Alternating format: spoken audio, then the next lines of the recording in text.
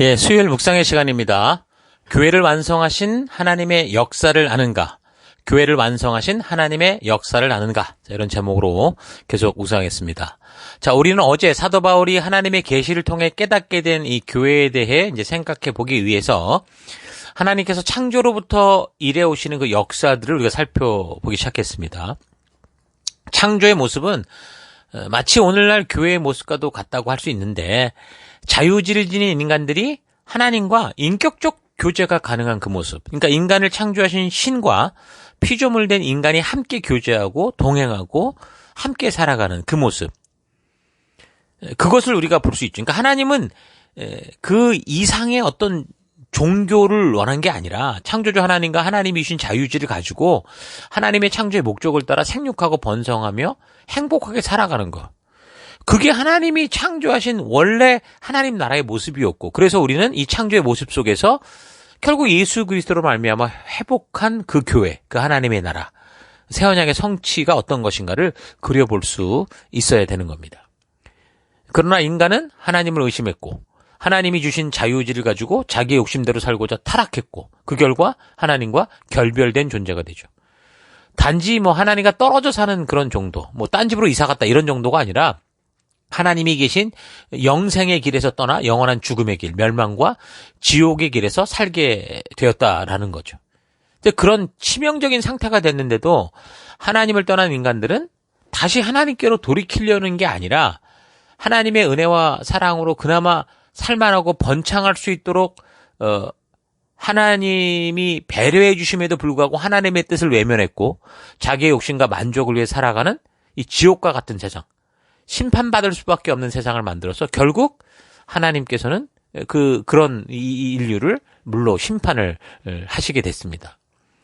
그러나 참 감사하게도 그때 하나님의 마음을 기억하고 하나님의 말씀을 따라 순종하는 한 사람, 말하자면 끝까지 하나님을 믿고 하나님이 주신 그 가치를 따라 살고자 하는 남은 자, 그 노아를 통해서, 그 가족을 통해서 다시 인류가 하나님께서 창조하신 그 하나님 나라로서 번성하기 시작했다고 그랬죠. 그런데 그런 처참한 홍수의 심판을 경험했던 인간들이 또 세월이 흘러가면서, 그것도 긴 시간이 아니라고 그랬죠. 불과 보면 한 200~300년 정도의 시간이었거든요. 그래서 그때 당시 인류가 번성을 해봐야 수백만이 안 될 때였거든요.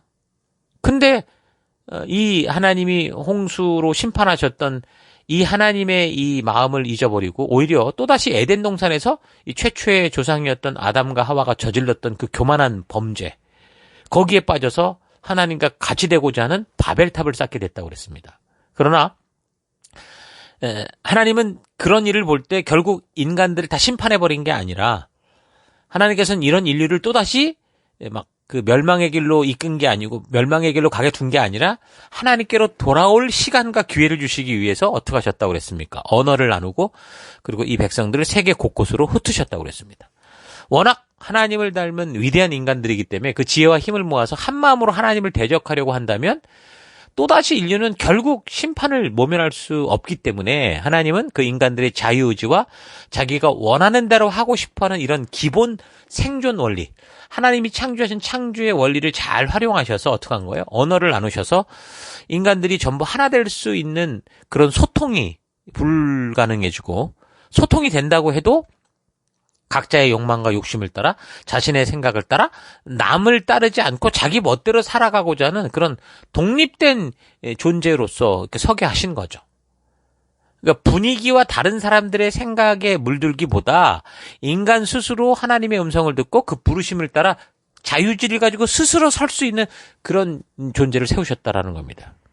그래서 우리는 날마다 스스로 하나님의 말씀 앞에 나아가야 되고, 또 하나님의 이 말씀을 통해 진실한 뜻이 무엇인지를 바르고 온전히 알아서 하나님이 나를 창조하시고 부르시는 그 부르심을 따라 자유의지를 가지고 스스로 하나님의 뜻대로 순종하며 하나님이 인도하시는 그 길로 나아가는 그런 삶을 살아가야 되는 거죠.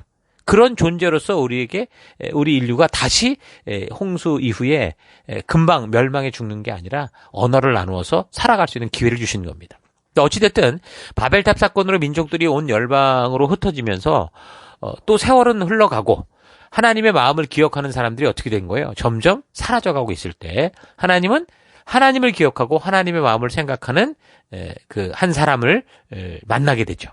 그 하나님께서는 역사를 통해 볼 때 하나님의 음성을 듣고 그 말씀대로 순종하는 사람을 통해 일하실 수밖에 없다라는 걸 우리가 분명히 볼 수 있습니다. 그러니까 하나님의 능력으로 뭐 사람을 뭐 조작하고 조정하고 태어나기 전부터 다 이 사람의 운명을 다 정해놓고 그렇게 행하는 게 아니라 하나님께서 주신 자유의지를 가지고 하나님의 존재를 믿고 하나님의 음성을 듣고 그래서 하나님의 말씀대로 따르고자 하는 그런 사람을 통해 하나님이 일하실 수 있는 거죠. 그래서 아마도 홍수시대와 버금가는 타락의 길을 걷는 이 바벨탑 사건 후에 이 세대 속에서 하나님은 그렇게 하나님의 음성을 듣고 순종의 삶을 살았던 그 이전의 노아와 같은 존재. 다시 말해서 하나님의 음성을 듣고 믿고 그 말씀대로 순종하며 나아가고자 하는 그 한 사람을 찾으신 겁니다. 남은 자를 만나시는 거죠. 그래서 아브라함이 그 시대 속에 택함을 받을 만큼 굉장히 의로워서가 아니다. 이 얘기는 성경에 계속 말하잖아요. 그게 아니지만 그는 분명한 건 하나님의 음성을 듣고 그 말씀을 믿고 그 말씀을 따라 반응하고 그 음성을 따라 행할 수 있는 그런 사람. 남은 자였다라는 거예요. 그래서 하나님은 어느 시대를 막론하고 하나님 스스로를 그 백성들에게 항상 알리시고 하나님의 뜻을 알리시지 않고 일하는 게 없다라고 말씀하셨던 걸 우리가 역사를 살펴보면서 분명히 듣고 알고 있을 겁니다. 그렇다면 아브라함 그 시대에도 하나님의 존재를 분명히 알리고 계셨을 것이고 그래서 그 음성을 듣는 자들이 분명히 다 있었을 거라는 거죠. 그러면 아브라함 시대에 하나님의 존재를 아는 하나님의 존재를 듣고 믿고 따른 자가 있었을까? 성경의 이 족보대로 따지면요. 아브라함이 60살이 될 때까지 노아가 살아 있었습니다. 그러니까 노아의 아들이었던 셈, 함, 야벳 중에는 아브라함의 직계조상, 그러니까 첫째 아들 셈의 경우도 아브라함보다 또 70년을 더 살았어요. 그러니까 노아가 됐든 노아의 아들 셈, 함, 야벳이 됐든 그리고 이들이 결국 바벨탑 사건 때문에 다 흩어졌다고 하더라도 이 사람들은 홍수 사건의 산 증인들이었죠. 비록 세상이 또다시 바벨탑 사건으로 타락의 그 나락으로 떨어져 가도 적어도 노아나 그의 아들 셈의 경우는 이 아들들의 경우는 계속해서 하나님이 행하셨던 그 일, 홍수 심판을 통해 하나님을 알리고 하나님의 뜻을 알리는 증인된 삶을 살았을 것이라고 봅니다. 그러니까 그 시대의 사람들이 점점 늘어나면서 하나님의 존재를 다 잊어갔다고 해도 그래도 노아를 비롯한 홍수 심판을 함께 경험한 그의 자녀들로부터 전파되는 하나님에 대한 소식들은 어떻게 한 거예요? 계속 전달되고 있었다라는 거죠. 일단 전달은 되고 선포는 되는데 믿든 안 믿든 그건 다음 문제고 전달은 되고 있었다라는 거죠. 그래서 이런 하나님의 뜻을 들을 때 그것을 믿고 안 믿고는 각 개인의 자유의지와 결단에 달린 거고 분명히 하나님은 하나님의 살아계심과 그보다 먼저 살았던 조상들이 어떻게 하나님의 심판을 받았는지 이 홍수 심판의 이야기를 통해서 분명히 모든 백성들에게 분명히 전하고 알리시고 있었다라는 걸 확실합니다. 그러니까 이런 생각이 가능한 게 뭐냐? 온 세계에 흩어진 지금 각 민족들의 고대 이야기를 살펴가 보면요.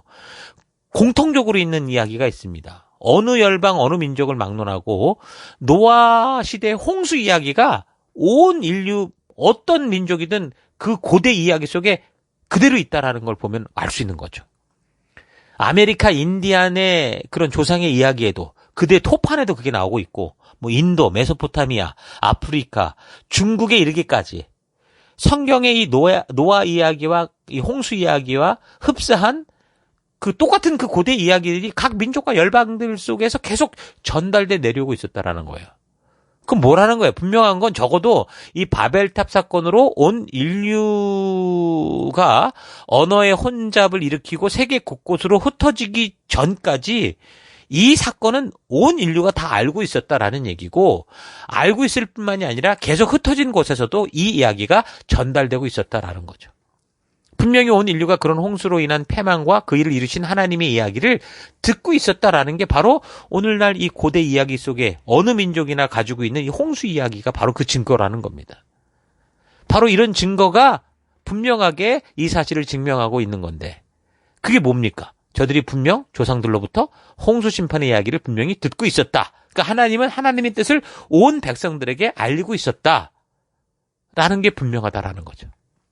그러니까 그 시대 모든 족속들이 조상으로부터 이 이야기를 분명히 듣고 있었어도 하나님의 뜻에 별로 신경을 쓰지 않았다라는 거고, 항상 자기들의 현실, 욕심, 본능을 만족시키는 그런 삶을 살아가는 그런 사람들도 분명히 그 시대에 많았겠지만, 더불어 또 거꾸로 보면 그 이야기들을 통해서 하나님을 기억하고 하나님의 뜻을 기억하고, 그래서 그 후손들에게 부지런히 그 하나님에 대해 이야기하고 알리는 그런 사람들도 있었을 거라는 겁니다.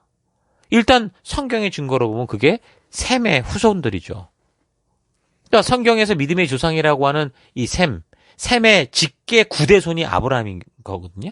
그러니까 아브라함 같은 경우 홍수로부터 300년 정도의 시간이 흐른 후에 태어나서 살았었단 말입니다.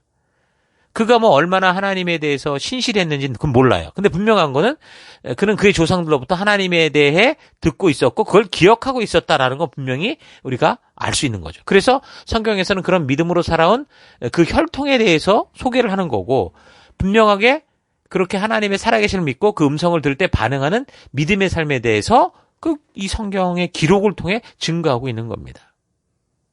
바로 그런 증거의 자손으로 노아의 후손들 중에 특별히 셈의 후손들이 그런 일들을 해왔던 것을 성경을 통해 알 수 있죠. 그래서 아브라함도 그렇게 조상들로부터 들은 하나님에 대해 인식하고 믿고 있었기 때문에 그런 그가 하나님께서 그를 부르실 때 믿음으로 반응할 수 있었고, 그 자유지를 가지고 그 하나님의 말씀을 따라 순종하며 나아간 그런 일을 하게 된 거죠. 근데 아브라함이 아무 생각도 없었는데 뭐 전적인 하나님의 은혜로 하나님이 그 뇌에 믿음을 심고, 그러니까 그를 택했기 때문에 믿음을 심고 뭐 그가 저절로 막 부르는 대로 따라오도록 그렇게 하신 게 아니라, 조상들로부터 들어왔던 그 하나님을 그가 듣고 알았기에, 그리고 하나님의 인도가 무엇이었는지를 알고 그 인도를 따라 나아가가지고 했기 때문에 마치 노아가 그랬던 것처럼 그가 하나님의 인도하시는 음성을 들을 때 믿음으로 순종하며 나아간 겁니다. 그러니까 아브라함도 뭐예요? 그 시대의 남은 자라는 거죠. 그러니까 그래서 그 시대의 세상의 많은 사람들 모두가 하나님의 마음을 잊고 자기 생각대로 살아갈 때 하나님은 하나님의 마음을 기억하고 하나님의 뜻을 존중하는 사람, 누구라고요? 남은 자. 그게 그 시대 아브라함을 통해서, 그래서 이런 이 믿음의 사람을 통해서 하나님의 진심을 알리고 온 땅과 열방 속에 하나님 되심을 알리기를 원하셨던 겁니다. 그래서 하나님이 어떻게 하십니까? 그를 메소포타미아 지방에서 가나안 지방으로 그를 인도하시게 되는데, 그래서 갈대아 우르를 떠나서 곧바로 가나안으로 간 건 아니지만 메소포타미아 지역 북쪽의 하란으로 갔다가 거기서 이제 아버지가 죽고 난 다음에 결국 믿음으로 마침내 가나안 땅에 도착한 그런 아브라함. 그래서 아브라함은 그곳에서 하나님의 인도를 따라 그렇게 살고자 한 겁니다. 그게 성경이 우리에게 보여주는 아브라함의 이야기죠. 그래서 그렇게 가나안 땅에 정착하며 아브라함이 그렇게 살다가 죽죠. 그러고 나서 이제 아브라함의 후손들이 살아갈 때 아주 큰 흉년, 자연재해로 인해서 그 가나안 땅을 떠나서 곡창지대였던 이집트로 이주를 하게 돼서 이제 그곳에서 번성하게 되죠. 자, 그렇다면 하나님을 아는 백성들이 지금 이집트에서 이제 번성하게 됐다라는 건데, 사실 저들은 하나님께서 아브라함과 약속한 그 뜻을 잊어버린 거죠. 그 흉년의 위기를 벗어날 때쯤 되면 저들이 다시 이집트를 떠나서 거룩한 백성으로 살아갈 약속의 땅, 이 가나안으로 와야 되는데 그러지 않았던 겁니다. 그러니까 그 말은 이 사람들이 하나님을 알고 있으나 그 땅의 풍요함과 처음에 저들을 환영했던 그 이집트 문화 속으로, 세속으로 들어가서 정착하며 살았다. 이게 되는 거죠. 잠시 거하러 간 그곳에서 먹고 살 만한 게 있으니까 또 자신의 본능과 욕심을 따라 그냥 400년을 거기에 주저앉아 버리게 된 겁니다. 그런데 세월이 흘러가면서 어떻게 됐습니까? 세속을 대표하는 이집트 이 파로의 이 학대로 말미암아 하나님을 아는 이민족, 하나님의 뜻을 아는 이 민족이 씨가 말라서 이 세상에서 완전히 없어질 위기에 처하게 되잖아요. 그때 하나님이 정말 전적인 은혜를 베푸시잖아요. 모세를 통해서 구해내시는 거예요. 마치 예수님을 통해 우리를 구원해 주시는 그 일을 하신 겁니다. 그래서 이 시대 역사적 분위기를 볼 때 바벨탑 사건 이후 퍼진 어떤 민족도, 그러니까 그러니까 지금 이 출애굽 요 시기쯤에 바벨탑 사건 이후에 퍼져버린 어떤 민족도 하나님을 바르게 알고 따르고자 하는 민족이 전혀 없었다라는 거죠. 전부 우상숭배로 다 빠져간 겁니다. 그러나 이 아브라함의 후손들은 이집트에서 비록 형편없는 믿음의 수준을 살았다고는 해도 분명한 건 그래도 하나님을 기억하는 삶을 살아가는 그런 유일한 존재들이었다라는 겁니다. 그래서 아브라함의 후손들은 이집트에서 비록 형편없는 믿음의 수준을 살았지만 그래도 하나님을 기억하고 하나님을 부르며 사는 그런 존재들이었어요. 그래서 그들이 이제 결국 바로 왕으로 인해서 어렵고 고난할 때 하나님의 이름을 부르고 기도하는 그런 존재가 된 거죠. 그래서 하나님은 그 중에 이제 모세를 찾아서 하나님의 마음을 자세하게 알려주시고 그 모세를 통해 이 죽음에 처한 하나님을 기억한 이 민족을 구해내서 그 죽음의 홍해를 건너 가나안의 남쪽 시내산으로 부르십니다. 가나안 땅으로 데려오라는 게 아니라 시내산으로 부르셨죠. 그래서 거기서 이들 아브라함 자손들, 하나님을 기억하는 이스라엘 백성들과 하나님의 마음, 하나님의 진심을 온 땅에 알게 하는, 온 땅에 보여줄 열방의 제사장으로서, 모델로서 저들을 세우시며 언약을 맺으신 겁니다. 여러분, 이 사건은 성경을 통해 그려지는 하나님의 나라, 하나님이 창조하시고 원하셨던 그 하나님의 나라가 어떤 것인가를 온전하게 이해하게 할 수 있는 굉장히 중요한 사건입니다. 그게 이제 시내산 언약인데 이 언약에서 하나님께서 이전의 언약과는 다르게 아주 구체적으로 이제 하나님 나라에 대해서 알려주시죠. 그래서 그 하나님 나라에 합당한 법도, 규례, 명령, 계명들을 알려주시면서 하나님을 모르는 이 세상 속에서 너희가 거할 때 하나님께서 원하시는 거룩하게 구별된 하나님 나라로서 백성으로서 살아가는 그 방법과 하나님의 의도를 알려주시는 겁니다. 그래서 이 시내산 언약과 이 언약을 맺기까지의 이 여정, 이 출애굽의 여정을 우리가 좀 잘 살펴보면 오늘날 우리가 영원한 죽음의 강이라고 할 수 있는 그때로 말하면 홍해를 건넌 의미가 바로 예수 그리스도로 말미암아 어떻게 성취됐고, 그래서 하나님께서 진리의 성령 하나님으로 말미암아 하나님의 말씀을 기준으로 맺으시는 그 하나님의 의도를 이 시내산에서 맺은 언약 속의 법도와 규례와 명령, 계명을 통해 알 수 있게 되는 겁니다. 그러니까 이 시내산 언약의 이 역사적 과정에 보여주는 걸 잘 보면 오늘날 우리가 예수로 말미암아 그 죽음의 홍해를 건너오는 그 과정을 알게 되는 거고, 그 죽음의 홍해를 건넜을 때 이 말씀으로 뭉쳐져야 되고 그것이 기준이 돼야 되는 사명을 가진 삶을 어떻게 살아가야 되는가를 보여주는 굉장히 중요한 그림이 되는 거죠. 그러니까 예수 그리스도로 말미암아 하나님의 전적인 은혜로 하나님의 자녀가 된 우리가 어떻게 이 세상 속에서 거룩하게 구별된 하나님 나라 백성답게 살아가야 되는지를 분명하게 알 수 있는 겁니다. 여러분, 그래서 이 사건들을 우리가 잘 기억해야 되고, 이 사건들이 사실 우리가 살폈던 것처럼 성경의 중심이 되고 성경의 모든 것을 이해하게 되는 어떤 핵심 키가 된다. 그런 얘기를 자주 하지 않았습니까?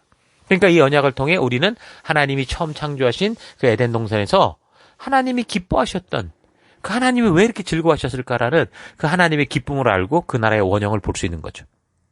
그래서 어둠 속에서 성도가 빛으로서 우리가 이 어둠 속에서 이 세속 속에서 어떻게 빛된 백성으로 살아가야 되는가, 어떤 사명이 있는가라는 걸 분명히 알 수 있게 되는 겁니다. 자, 그런데 또 이렇게 하나님의 나라가 구체화되고 있음에도 불구하고 역사의 흐름을 보면 그 놀라운 하나님의 백성으로 언약을 맺은 이 사람들의 믿음의 수준이 그 시내산에서 약속을 해서 가나안 땅에 들어가는 그 불과 며칠, 한 20여일, 한 달밖에 안 되는 여정, 그 여정 속에서 결국엔 불순종으로 결국 그 한 20일 거리를 한 40년을 돌아다니면서 결국에는 다 불신앙으로 죽어갈 정도였죠. 이 언약을 맺은 백성들이 다 죽어가는 겁니다.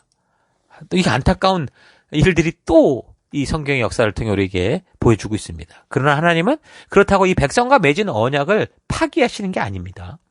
광야에서 그렇게 불신으로 죽어간 사람들과 하나도 다를 것 없이 똑같은 상황, 똑같은 환경 속을 살아가면서도 끝까지 하나님의 마음을 잊지 않는 사람들과 그 일을 하세요. 그러니까 남은 자들과 그 일을 하십니다. 그럼 누구겠습니까? 바로 모세인 것이고 여호수아인 것이고 갈렙, 이런 사람들인 거죠. 그리고 출애굽 이후 태어난 이스라엘의 후손들, 이들을 통해서 계속해서 하나님이 이끄시는 하나님 나라를 세우시고 하나님의 진심을 열방에 알게 하는 그런 역할을 하게 하시는 겁니다. 자, 그러니까 지금 남은 자 얘기가 벌써 몇 번이나 나왔습니까? 그러니까 이 남은 자라는 이 개념에 대한 이야기가 뭐 이스라엘 민족이 그때 이제 결국 그 이 남왕국도 망할 때 불순종해서 패망의 길로 갈 때 이제 드디어 나오는 그런 이야기가 남은 자의 이야기가 아니라 성경은 처음부터 역사의 흐름 곳곳에서 결국 이 남은 자들을 통해 하나님의 나라가 계속 이어져 가고 있다라는 걸 보여주고 있는 겁니다. 각 시대마다 이렇게 끝까지 하나님을 믿고 그 인도를 따라가고자 하는 그 남은 자들을 통해 하나님이 하나님 나라를 이끌어 가신다라는 걸 알 수 있는 거죠. 그래서 처음 하나님께서 아브라함을 이끌었던 그 가나안 땅에 그래서 이 남은 자들, 민족, 이 이스라엘 민족을 정착시킨 겁니다. 그래서 드디어 하나님의 법도가 이끌어가는 하나님 나라 백성으로서 온 열방을 창조주 하나님께로 이끌어야 될 사명을 가진 하나님 나라 백성으로서 사명자로서 증인으로서 살아가게 된 겁니다. 바로 이 모습이 우리가 예수 그리스도의 은혜로 하나님의 자녀된 성도로서의 모습이요 사명인 겁니다. 이전과 다른 하나님의 법도를 따라 살아가는 이 거룩하게 구별된 나라. 그러니까 이전에 내가 세속에 살던 그런 삶과는 전혀 다른 하나님 법도를 따라 살아가는 거룩하게 구별된 나라가 되는 거죠. 이 하나님이 세우시는 나라를 통해 우리는 이 에베소서 지금 이 편지를 통해 바울이 알게 하려고 했던 그 깨달은 비밀, 하나님 나라, 교회에 대한 구체적인 그림을 볼 수 있는 겁니다. 자, 그렇게 가나안에 정착했다고 그랬죠. 그런데 또 이제 불과 얼마 되지도 않아서 출애굽을 하며 가나안 땅을 위해 싸웠던 믿음의 세들이 죽어갈 때 저들은 또다시 하나님의 진심을 외면하고 자기 생각대로 또 삶을 살기 시작합니다. 이전과는 다르게 하나님이 직접 주신 법도와 규례와 명령과 계명을 그들이 가지고 있었음에도 저들은 하나님이 아닌 자신들의 만족과 유익을 위해 세상의 우상을 따라가는 그런 삶을 산 거죠. 사사시대라고 그러는데 그렇게 350여 년의 반항기를 살아가는데 그래도 하나님은 계속 기회를 주시죠. 사사라는 존재를 보내셔서 하나님의 진심을 계속 알리시고 틀어졌던 길을 바른 길로 계속 이끄십니다. 근데 그렇게 그런 은혜를 입고 사는 이 사람들이 결국에는 이걸 통해서 하나님이 살아 역사하시구나 이걸 깨닫고 하나님을 왕으로 섬기는 하나님 나라 백성이 되려고 한 게 아니라 오히려 다른 세속의 나라들처럼 인간을 왕으로 달라 완전히 하나님을 떠나는 세상의 길을 택하죠. 여러분 하나님이 모든 사람들이 자유와 평등, 정의와 공평 속에서 인권을 보호받으며 살 수 있도록 세운 이 하나님 나라를 위해서 하나님 나라의 법도를 주셨어요. 하나님 나라는 법치국가예요. 그 가나안 땅에 들어갈 때 12민족이 들어갔지만 12이 족속이 들어갔지만 그 왕을 주시지 않았잖아요. 뭘 줬습니까? 하나님의 법도를 주신 거예요. 그러니까 하나님은 법치국가를 세워서 사람 위에 사람 없고 사람 아래에 사람 없는 오직 하나님의 뜻과 하나님의 말씀만이 하나님의 의도가 통치하는 그런 나라를 세우셨는데 그런 통치를 거절하는 거예요. 그래서 사람이 사람 위에서 무한한 권력을 가지고 신처럼 살아가는 왕정 정치를 그들이 받아들이면서 저들은 사실상 하나님의 통치를 완전히 거부한 거고 완벽히 세속화의 길을 걷게 된 거죠. 하나님은 그래서 이 일로 인해서 너무도 크게 마음이 상하신 겁니다. 마음의 아픔을 겪으시게 되는데 그래도 좀 좋게 생각을 하셨던 것 같아요. 그러니까 좋게 생각해 보면 성경의 역사를 볼 때 결국 이 역사가 하나님의 나라가 이어져 온 것은 어떻게 왔다고 그랬습니까? 하나님의 진심을 알고 그 뜻대로 살고자 하는 그 남은 자들을 통해서 몇몇 되지 않지만 그 남은 자들을 통해 이것이 이어져 왔다라는 걸 생각해 본다면요. 왕이라는 존재들이 만약에 하나님을 두려워하고 그러니까 두려워한다는 게 무서워하는 게 아니라 하나님을 경외하는 그런 존재가 된다면 결국 그 왕을 따르겠다는 백성들을 어떻게 하겠어요? 하나님께로 인도하는 그런 통로 역할을 할 수 있잖아요. 그래서 그렇게만 된다면 하나님이 세우시고 인도하시는 하나님의 법도가 다스리는 하나님의 나라는 여전히 계속 존재할 수 있고 그 하나님의 나라가 이끌어갈 수 있다. 그렇게 볼 수 있는 거죠. 그러니까 하나님도 그렇게 의도하셨던 것 같아요. 그래서 하나님은 이 왕을 직접 세워주셨잖아요. 그래서 왕이 해야 될 그런 사명들에 대해서도 분명하게 알게 해주셨는데 자, 그런데 성경이 보여주는 역사는 또 그렇게 흘러가지는 않습니다. 그나마 왕들 중에 다윗이라는 아주 걸출한 인물, 하나님의 마음에 합한 자, 다시 말해서 하나님의 마음과 의도를 조금이라도 아는 사람이 있기는 했는데 그 외에 그 왕정 정치 400여 년의 시간 동안 사실 변변한 인물 없이 결국 이 약속의 나라, 이 북왕국, 남왕국은 다 결국 주변국에 의해 망하고 그 남왕국은 바벨론의 포로가 되고 말잖아요. 그래서 하나님은 이렇게 이 백성들이 멸망의 길로 가지 않도록 그 혼란한 시기, 불순종의 시기에 어떻게 하셨습니까? 심판해버리거나 포기한 게 아니라 하나님의 마음을 품은 남은 자, 선지자들을 보내시죠. 근데도 이 하나님을 열방에 알릴 이스라엘들은 그 선지자들을 오히려 핍박하고 외면하고 죽이기까지 합니다. 그래서 결국 온 민족이 다 망하고 죽고 포로가 되고 마는데 북이스라엘 왕국의 경우는 10개 지파가 처음부터 우상숭배에 빠져서 결국에는 아수르에 의해서 잡혀 멸망당하고 다 세계에 흩어져 버렸고, 그래서 사실 그 10개 지파의 흔적을 찾기가 굉장히 쉽지 않아요. 그 남왕국의 경우는 아수르를 넘어뜨리며 그 메소포타미아 지역에 이제 강자로 등장한 바벨론에 의해서 결국 멸망하고 포로로 잡혀갑니다. 자, 그럼 어떻게 된 겁니까? 하나님 나라가 없어진 겁니까? 아니요, 그렇지 않아요. 왜냐하면 하나님 나라는 물리적 영토와 군대가 있는 그런 형태가 아니라 하나님의 법도를 따라 살아가는 사람들에 의해 존재하기 때문이에요. 남은 자에 의해서 존재하는 게 하나님 나라예요. 그래서 하나님 계명과 명령과 규례를 따라 하나님이 세우신 그 법치 아래 살아가는 것이 하나님 나라인 거예요. 그래서 혈통적으로나 다른 어떤 종교적 열심으로가 아니라 바로 하나님이 신에서 언약을 통해 보여주신 하나님 나라의 법도와 규례와 명령과 계명을 통해 하나님의 의도를 알고 그 하나님을 믿는 믿음 가운데 말씀의 가치를 따라 살아가는 그 어떤 사람이든 그걸 뭐라고 그런다고 했어요? 남은 자들. 그 남은 자라고 할 수 있는데 그 남은 자들을 통해서 어떻게 하는 거예요? 하나님의 나라가 세워져 가는 거예요. 영원토록 세워져 가는 겁니다. 이 세상에 아무도 하나님을 믿지 않는 것 같아도 분명히 하나님을 믿는 사람들이 있어요. 엘리야도 그 하나님 아무도 없습니다. 나밖에 없습니다. 그럴 때 하나님이 7,000인을 두셨다고 그래요. 7,000명을 두셨다고 그러거든요. 그러니까 비록 이 노아의 시대 모두가 다 죄악으로 가는 것 같아도 노아라는 남은 사람이 있었던 것처럼 바벨탑 사건 후에 전부 다 세속으로 가는 것 같아도 아브라함이라는 사람이 있었던 것처럼 결국 이 세상 속에는 우리가 하나님이 주신 하나님의 지혜와 하나님의 마음을 가지고 하나님의 소식을 들을 때 그것을 믿는 사람들이 있어요. 그게 바로 여러분과 저이길 바라고 우리가 이런 믿음 가운데 살아갈 수 있길 바랍니다. 그래서 우상 숭배로 하나님의 길을 외면하며 바벨론 우상 중심의 나라로 포로로 잡혀간 그곳에서 이 이스라엘 백성들이 비로소 이제 이 사실을 알게 된 거죠. 그래서 그동안 하나님의 가슴을 품었던 선지자들을 통해 전해진 예언과 저들이 남긴 글들로 인해서 하나님의 진정한 마음을 확인하고 그래서 하나님의 마음이 담긴 이 글들을 소중하게 여기게 되죠. 그래서 나라가 망하고 온 민족이 포로로 잡혀간 그 암흑과 절망의 시기에 저들은 이 하나님의 말씀을 모으기 시작합니다. 선지자들의 글을 모으고 율법의 글들을 모아서 구약 성경의 전신이라고 할 수 있는 구약 성경의 뼈대가 그때 잡혔다. 그렇게 얘기를 하잖아요. 근데 이게 단지 성경이 만들어졌다. 이게 중요한 게 아니라 하나님의 법치를, 이 통치의 의도, 법치를 아는 민족으로 거듭날 수 있었다라는 그런 의미가 있는 겁니다. 이 말씀을 중하게 여긴다는 것은. 그래서 그 하나님 나라 백성으로 서고자 할 때 비록 나라는 눈에 보이게 망했지만 하나님은 성실하게 당신이 한번 말씀하신 그 약속 그대로 행하십니다.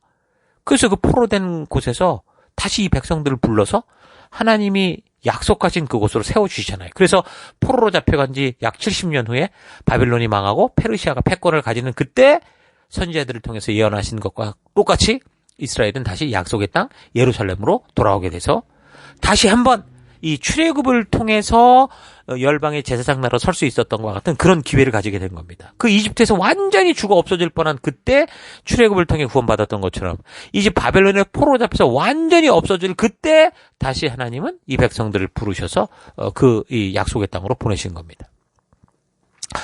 또 이제 또 그런 데가 또 나옵니다. 그런데 처음 돌아온 이 사람들이 이 하나님의 약속을 지켜주심에 감사하고 벅차하고 그래가면서 그 어려운 중에 결국에는 제2의 성전을 짓기도 하고 그랬는데 근데 시간이 흘러가면서 이스라엘은 강대국들의 통치 아래 하나님의 진실한 사랑을 외면하고 무관심했고 심지어 나중에는 하나님을 적대하는 그런 상태가 되고 맙니다. 구약의 말라기를 통해 보면 이 아우성치는 이스라엘들의 말을 잘 보면요. 하나님이 도대체 우리를 통해 한 게 뭡니까? 당신이 우리한테 뭘 해줬어요? 이러면서 적대감을 표현하고 반항을 하죠.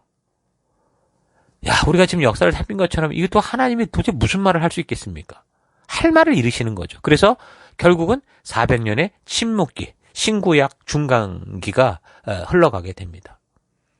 자, 그럼 또 이게 어떻게 됩니까? 그럼 하나님 나라가 또다시 문을 닫았습니까? 아닙니다. 하나님 나라는 어떤 거라고요? 남은 자들을 통해 이루어져 가고 있기 때문에 결코 하나님의 나라가 없어질 수가 없어요. 그래서 결국 그렇게 구약의 문이 닫힌 후에 비록 신구약 중간기 400년 동안 하나님의 어떤 음성도 보이지 않은 것 같았으나 하나님의 마음이 담긴 선지자의 글, 모세의 글, 다시 말해서 하나님의 법치, 법도를 담은 이 구약이라고 할 수 있는 말씀이 계속해서 존재할 수 있었던 거예요. 이스라엘을 통해 보존되고 있었던 거죠. 그동안 하나님은 헬라 제국을 통해 세계의 언어를 통일하셨고 로마 제국을 통해 온 세계를 연결하는 길을 만드셨고 남유다를 마지막으로 잡혀갔던 흩어진 민족들과 예루살렘으로 돌아왔으나 늘 강대국의 속박 속에 사는 이 유대인들로 하여금 더더욱 하나님의 통치가 이루어지는 하나님의 나라를 꿈꾸는 메시아를 꿈꾸는 그런 마음들로 넘치게 하십니다. 그래서 하나님께서 이런 일을 이루시는 동안 하나님께 반항하고 대들던 이스라엘, 이 이스라엘들이 그래도 이 성경, 하나님의 통치, 법치의 중요성을 알고 있었잖아요. 그래서 이 말씀을 모았잖아요. 그런데 하나님께서 주신 그 글들 속에서 하나님의 이 진심을 본 게 아니라 그 글들 속에서 율법, 규례 등과 같은 종교적 행위, 율법주의 형식만을 가져다가 하나님을 결국 자기들의 욕심대로 움직이는 그런 우상처럼 자기의 민족 종교의 그런 어떤 신처럼 그렇게 만드는 종교적 욕심에 빠져들고 만 거죠. 불행 중 다행한 것은 하나님이 기록으로 주신 말씀들이 모아지고 보존됐다라는 건데 그런 다행 중에 불행인 것은 이 유대인들이, 그 말씀 맡은 유대인들이 그 말씀을 통해 하나님의 통치가 임하는 하나님의 나라, 하나님의 법치 국가를 세운 게 아니라 율법에 빠진 종교 중독자들이 되어버렸다라는 겁니다. 그래서 열방의 하나님을 자기 민족의 하나님으로 만들어서 우상 숭배자들과 다를 바 없는 그런 짓을 하며 살고 있더라는 거죠. 그렇다면 또 하나님의 나라는 어떻게 존재할 수 있겠습니까? 그런 잘못된 형식주의에 빠져서 그것이 습관이 된 삶을 살면서 생명을 줄 하나님의 말씀으로 종교의 굴레로 만들고 오히려 사람들에게 이 막 족쇄를 주고 종교의 족쇄를 주고 살 그때 하나님의 가슴을 품은 자, 그 시대 남은 자라고 할 수 있죠. 세례자 요한이 등장합니다.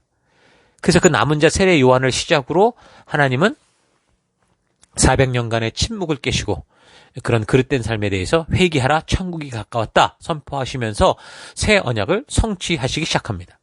그 성취의 방법은 구약에서처럼 하나님의 가슴을 품은 어떤 선지자들을 보내는 게 아니라 이번에는 하나님이 직접 하나님의 심장을 가지고 인간 세상 속으로 오십니다.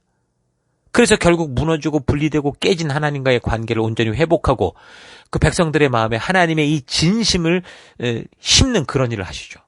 말 그대로 그게 예레미야 선지자를 통해 언약하셨던 새 언약의 성취의 방법입니다. 그래서 하나님의 그런 심장을 품은 예수 그리스도가 이 땅에 오심으로 말미암아 하나님과 무너진 관계를 회복해서 새 언약의 약속을 온전케 성취하시기 시작했고 그래서 그는 그것을 위해 십자가에 죽으시고 그 죽으심으로 온전한 하나님과의 관계의 길을 열어주시고 그리고 그가 보내신 진리의 성령 하나님으로 하여금 그 마음의 문을 연 사람들, 믿음으로 살고자 하는 사람들, 다시 말하면 하나님 신 법도와 규례와 명령과 계명의 가치를 따라 살고자 하는 남은 자들과 이 성령으로 말미암아 하나 되어 영원한 하나님과 교제하며 살아가는 하나님 나라를 창조의 목적을 회복하신 겁니다. 그래서 그리스도께서 직접 그 약속에 변치 않는 그 약속의 머리가 되어주셨고 성령께서 그 백성들과 함께 하나님과 직접 교제하며 살아갈 수 있도록 하나님의 말씀과 언약을 믿는 남은 자들의 마음에 하나님의 진정한 뜻을 깊이 계속 새겨주셔서 머리 대신 그리스도와 하나된 몸으로 만드셔서 연결된 지체가 되게 하셔서 그러니까 말씀으로 하나된 이런 하나님의 이 나라, 하나님 백성들을 만드셔서 하나님의 말씀이 통치하는 하나님 나라 백성으로서 하나님과 영원히 동행하며 살아가는 그런 놀라운 하나님의 자녀된 관계를 유지시켜 주시고 인쳐 주시고 이끌어 가시는 거죠. 그래서 그 하나님과 영원한 동행의 관계를 이루는 게 바로 한 몸 된 게 말씀이 중심이 된 그 공동체가 바로 교회라는 겁니다. 하나님을 믿는 각 사람의 마음에 하나님께서 직접 그 사람을 하나님 나라, 즉 성경 삼아 함께 하시는 거. 그러니까 교회를 통해 하나님께서 직접 그 백성들과 함께하는 창조의 첫 모습과 같은 그런 삶이 바로 교회의 삶이고 오늘 우리가 살아가는 새 언약 백성된 삶입니다. 그래서 교회는 우리가 흔히 생각하는 교회당이라는 건물이고 거기에 모이는 게 아니라 바로 성도가 교회고 그 교회는 예수님께서 직접 머리가 되어주시고 모든 성도들로 하여금 함께 연결된 한 몸이 되는 겁니다. 그래서 이제는 뭐 유대인이나 헬라인이나 뭐 로마인이나 뭐 스구디아인이나 뭐 할례당이나 무할례당이나 뭐 야만인이나 종이나 자유인이나 또는 이스라엘이나 이방인이나 이게 문제가 아니라 하나님이 세우신 하나님 나라의 법도를 지키고자 할 때 그 법치국가 하나님의 법치국가에서 살고자 할 때 다 하나님의 자녀가 돼서 하나님께서 직접 통치하시고 인도하시는 그 하나님 나라 백성, 하나님과 동행하는 자가 되게 하신 겁니다. 창조의 하나님께서 에덴 동산을 통해 보이셨던 그 놀라운 하나님 나라의 모습이 하나님이 주신 법도를 따라 끝까지 믿음으로 살아가는 남은 자, 성도들과 함께하는 삶을 통해 이루어지는 거죠. 주님의 뜻이 하늘에서 이루어진 것 같이 이 땅에서도 이루어지는 것. 예수님의 기도 속에 꼭 있도록 우리에게 말하신 그 기도 아닙니까? 그것을 교회를 통해 새 언약의 성취를 통해 이루시는 것인데 그래서 우리 성도가 이 땅을 살아갈 때 그저 그냥 교회당만 왔다 갔다 하는 것으로 만족해서는 안 된다라는 거죠. 이 의도를 알고 정말 하나님이 통치하시는 하나님의 뜻을 따라 하나님의 법치국가 백성으로 살아가는 이 삶을 꼭 살아가야 되는 게 이 성도라는 거 잊지 말아야 됩니다. 근데 바울은 이런 사실을 이미 갈라디아서의 편지를 통해 보면 이미 어느 정도 알고 있었던 것 같아요. 갈라디아 2장 20절. 내가 그리스도와 함께 십자가에 못 박혔나니 그런즉 이제는 내가 사는 것이 아니요 오직 내 안에 그리스도께서 사시는 것이라. 이제 내가 육체 가운데 사는 것은 나를 사랑하사 나를 위하여 자기 자신을 버리신 하나님의 아들을 믿는 믿음 안에서 사는 것이라.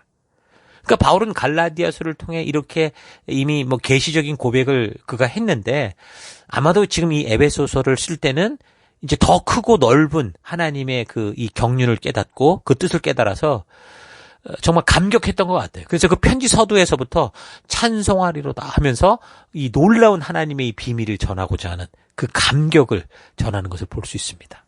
여러분, 교회는 너무도 하나님께 소중한 하나님의 나라입니다. 교회라 불리는 성도는 그래서 하나님의 법도와 규례와 명령과 계명 속에 있는 하나님의 이 의도를 좀 바르게 알고 어떤 상황과 환경이 다가온다고 해도 어떻게 해요? 끝까지 이 하나님의 약속을 믿고 그 뜻대로 사는 존재, 남은 자로 살아가야 되는 거 잊지 마시기 바랍니다. 그저 세상에서 잘 되려고 하거나 또 별탈 없이 살기 위해서 복이나 빌고 무탈하게 사는 게 성도가 아닙니다. 교회당만 왔다 갔다 하는 게 성도가 아닙니다. 성도는요, 열방의 제사장이요, 거룩한 나라요, 하나님의 소유된 백성이요, 이 어둠 속을 비추는 빛이요, 썩지 않도록 하고 온전한 맛을 내는 소금이요, 무엇보다 하나님의 살아계심을 삶의 터 곳곳 번뇌를 받은 그 땅끝에서 전하고 알리는 남은 자, 증인이다 라는 이 사실을 잊지 마시기 바랍니다. 자, 오늘 하루 이 교회가 창조로부터 이 땅에 탄생하기까지 하나님께서 창조 이전부터 계획하신 것이 변함없이 이루어져 가고 있는 이 역사적 사실을 잘 묵상하기 바랍니다. 자유의지를 가진 인류가 자기의 욕심과 만족을 위해 가지 말아야 될 길을 마음대로 걸었던 것이 역사지만 하나님은 처음부터 지금까지 변치 않는 마음을 가지고 변치 않는 사랑으로 당신이 창조하신 사람들을 그 창조의 섭리로 하나님 나라로 초대하시고 이끄시는 것을 봅니다. 그 놀라운 하나님 잔치에 우리가 초대되는 거예요. 창조 전부터 계획하셨던 하나님의 그 꿈에 우리가 주인공으로 초대된 겁니다. 이런 존재가 성도라는 거 잊지 마시고 우리가 살아가는 이 땅 각자의 삶의 터에서 이 하나님의 백성다운 거룩한 삶을 살아서 온통 그리스도의 향기를 풍기는 진정한 성도가 되어 가십시다. 성도는 열방의 제사장이요, 거룩한 나라요, 하나님의 소유된 백성이요, 어둠 속을 비추는 빛이요, 썩지 않도록 하고 온전한 맛을 내는 소금이요, 무엇보다 하나님의 살아계심을 삶의 터 곳곳에서 알리는 남은 자, 증인이라는 사실을 잊지 마시기 바랍니다. 억지로 종교에 얽매여 살아가는 존재가 아니라 종교가 줄 수 없는 살아계신 하나님과의 놀라운 관계를 통한 축복을 누리며 어떤 상황 환경 속에서도 그 하나님의 말씀, 하나님의 법치, 하나님의 법도를 따라 그 생명의 길을 기쁨으로 걷는 우리가 될 수 있기를 주의 이름으로 축원합니다. 오늘 하루도 힘내십시오. 잠시 기도하겠습니다. 하나님의 놀라운 창조 이전부터 준비하신 계획들이 아무리 자유의지를 가진 인간들이 제멋대로 가고 사탄이 방해를 한다고 해도 변함없이 이루어지고 있다는 사실을 알게 하시니 감사합니다. 내가 성도라고 불리는 이 축복이 얼마나 놀라운 것인지를 잊지 않고 내가 속해 살아가는 각 처에서 진정으로 거듭난 하나님의 자녀답게 하나님의 말씀을 따라 살아가는 그런 삶 되기 원합니다. 교회는 족쇄가 아니라 자유함을 주는 곳이고 하나님과의 관계는 속박이 아니라 인간으로서 진정한 창조의 축복을 누리는 길이다라는 거 잊지 않고 내가 속한 교회 안에서 이 참된 축복을 누리며 살아가는 우리가 되기 원합니다. 이런 놀라운 하나님의 나라를 완성하신, 이 교회를 완성하신 하나님의 역사를 잊지 않고 오늘 이곳에서 내가 끝까지 남은 자로 그 길을 걷는 그런 주의 백성 되기를 간절히 바라옵고 예수님 이름으로 기도했습니다. 아멘.